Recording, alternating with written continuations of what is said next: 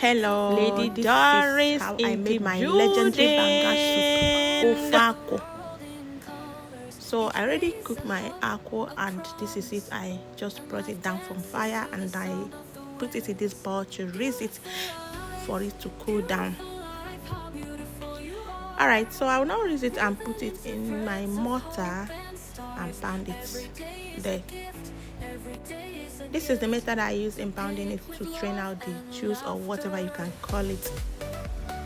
Alright, during the process of my pounding the akwu, I bring out this leaf, scent leaf, and give to my kids to remove for me and prepare it, then set it aside for me. So I just continue to pan my akwu. This is it. It's almost done here. I'm adding water and bringing them out. I'm pouring it inside the other bigger bowl. This is it here. It's almost done now. Straining the juice out.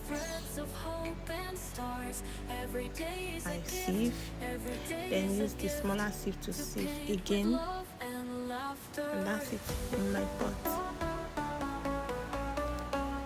I used to wash my dishes in between cooking, so I'm clearing this sink to make sure that my surrounding is clean and neat as I cook. This is my ingredients that I'm preparing. I just prepare my dry ingredients and set it aside. Then once my banga is boiling, I will now pour everything in. These are the ingredients I use. My maginoku salt.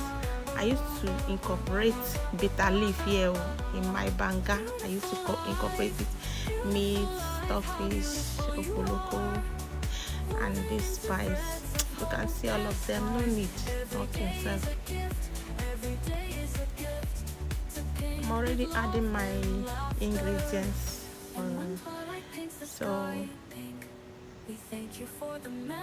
the video is self-explanatory, so whatever I'm explaining here, you already can see it here in the video. So I fast forwarded everything because I want to save our time.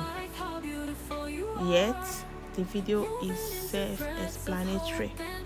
You can try out your own banga using this method here, or you can correct me or criticize me. Is allowed, and correction wherever you give it to me is accepted.